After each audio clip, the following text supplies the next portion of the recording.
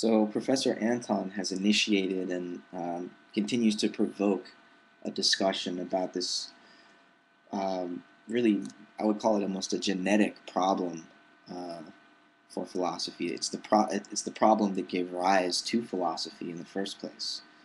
And that is the relationship between thinking and things, or between consciousness and nature, consciousness and the universe. What is the relationship between thought and being?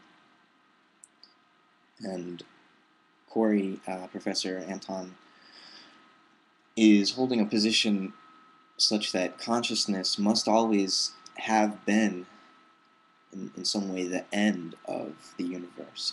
If it is possible, I think Professor Anton would say, for there to have been a time when consciousness was not, say, before the human being evolved, before life emerged, before the planet Earth itself was even formed geologically.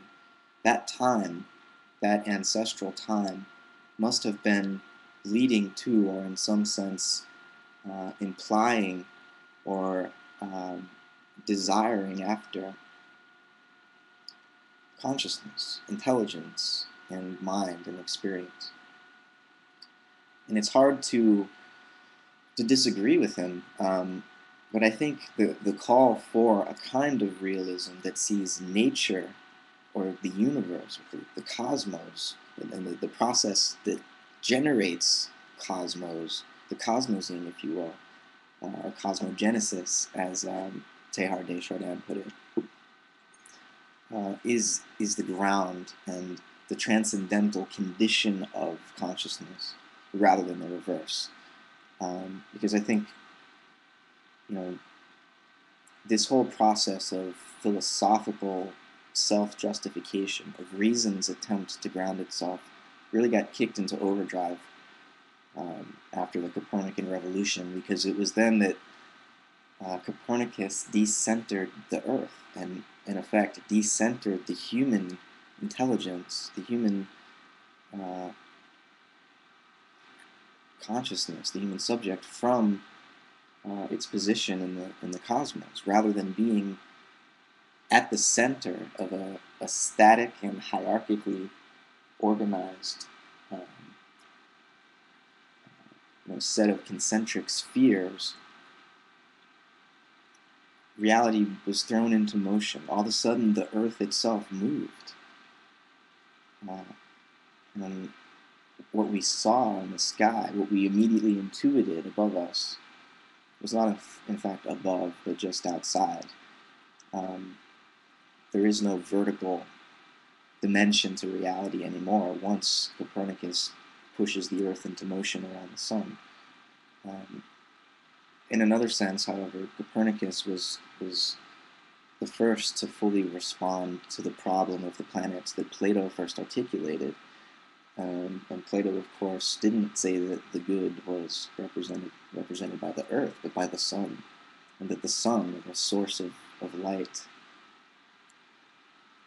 was really the type of which all other things are prototypes, or attempts to approximate.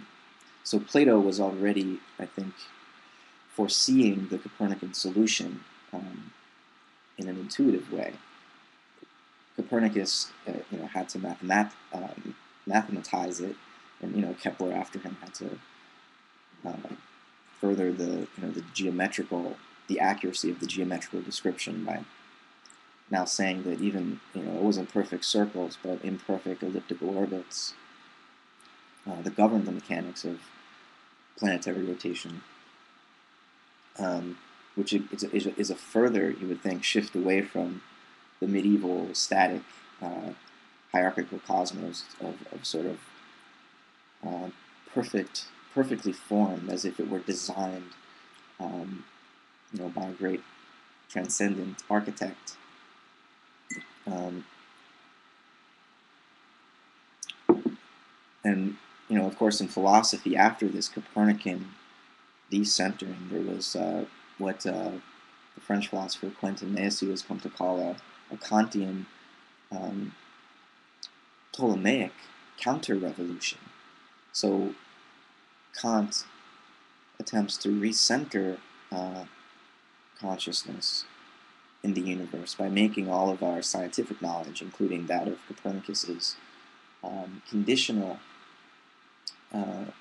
grounding all of our knowledge of appearances, which Kant's definition of nature was the sum total of appearing things or appearing bodies. But for Kant, that appearance, or those appearances, were conditioned first and foremost by our mind's own activity, by the activity of the understanding and of the schematizing that our imagination, which Kant recognized was among the most mysterious of faculties or organs of cognition that we possess. But we don't actually experience the things in themselves for Kant. So our scientific knowledge can't actually be true. The Earth can't actually be a random body mechanically revolving and rotating in a vast empty expanse of space. There's got to be a deeper meaning to it, because, as Kant rightly recognized, I think, human consciousness, or our own reflection upon consciousness, leads us to this practical affirmation of our own freedom. We could not be human without being free, and so somehow our activity as animals, as organisms who came out of this natural world, must be free. It must be self-constructing. And this sort of throws our picture of reality into a dualistic problematic, where the freedom of human being, of human consciousness, is opposed to and over and against the determinism of mechanically described nature. Kant wouldn't say that, well, nature actually is mechanical. He would just say that our understanding can only grasp nature as mechanical. And so, one of the problems with Kant's harsh separation between mind or freedom and mechanism or nature is trying to account for organisms, for self-organization. Kant famously said that there would never be a Newton of the grass blade, because the mechanical categories of cause and effects that our understanding provides for us cannot be applied to self-organization as witnessed in any living creature's existence and activity. Because, with the mechanism, you're dealing with a cause outside of an effect, a cause that is other than its effect or effects. With an organism, you're dealing with an effect that is its own cause. And so when you look at organisms, you see that there is a sort of purposeful motion to their existence, and that they represent a sort of incarnation of an idea. Kant recognized this, but he said that this is a principle of our own judgment of things, not a principle that applies to things themselves. Because, Kant's counter-revolution, his Ptolemaic counter-revolution, recentered the subject, but it also made nature relative to our own categories. Where did Kant get his categories? He sort of lifted them from Aristotle. And the reason I think we're limited by this sort of Kantian phenomenological account of our own consciousness is that it turns nature into a ghost, or at best into the sort of raw material to be remade through our own industrial freedom. our own ability to construct the raw material of mechanical nature through technology, to remake it in our own image, so to speak. That's sort of the reason that I think human civilization, since the scientific revolution and the Kantian, the Copernican revolution, and the Cartesian philosophical, and it's since the beginning of industrialism, which somewhat coincides with the scientific revolution. Human beings have thought of nature as not real in itself, but a mere posit, or at best a sort of material to be worked upon by the free action of rational human beings. So of course, I think our incapacity, or at least inability, I think we do have the capacity to do this, but our inability so far to realize our non-necessity to the being of the world.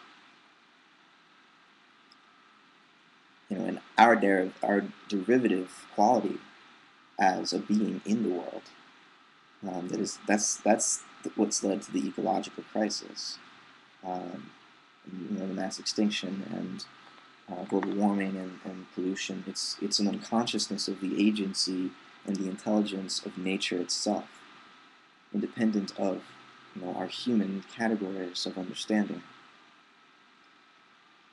And I wanted to finish this video off by reading two paragraphs from Schelling's essay called Ideas for a Philosophy of Nature, and I'll close with that.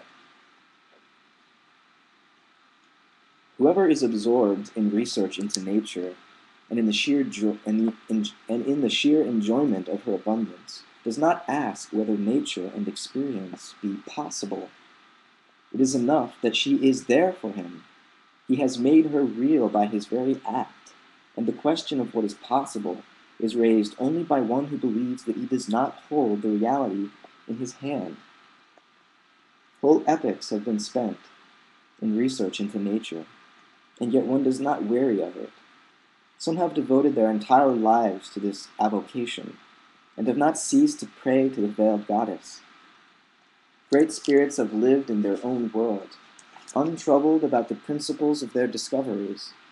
And what is the whole reputation of the shrewdest doubter against the life of a man who has carried a world in his head, and the whole of nature in his imagination?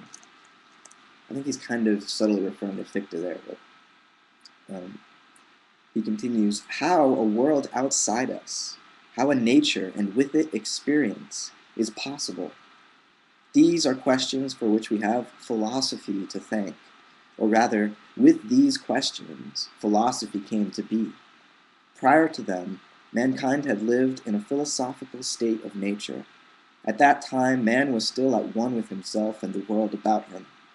In obscure recollection, this condition still floats before even the most wayward thinker. Many never lose it, and would be happy in themselves if the fateful example did not lead them astray. For nature releases nobody willingly from her tutelage, and there are no native sons of freedom.